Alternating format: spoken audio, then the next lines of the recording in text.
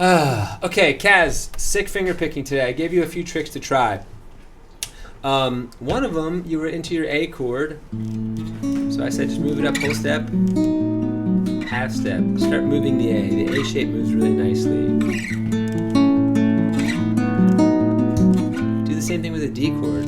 Whole, half, whole, whole. Those move nicely. The C chord moves very nicely, up a full step. Okay, by the same extension, the A minor or the A minor 7 does the same thing.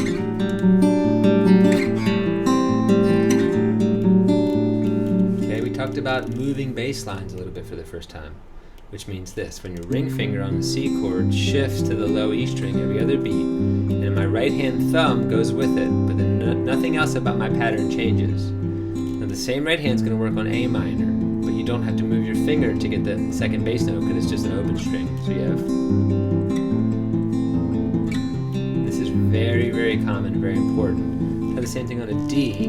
It's an open bass note, the second note. D minor, same thing. Okay, so that's your introduction to alternating bass. And then you got into this chord, which you love so much. I suggested putting your middle finger on the B string, because that makes it a minor chord, and then trying to move the bass around. So the bass is on A, open A, 3rd fret, low A string, 2nd fret, open E. You can even move the bass up half a step to 3, and then up to 4. So taking chords you like and deconstructing them by moving the bass. The bass could just go 2 to 3, that's really pretty, or 2 to 3 on the A string. I also taught you how to make this one major, so move it up to C, but use your pinky on the B string instead.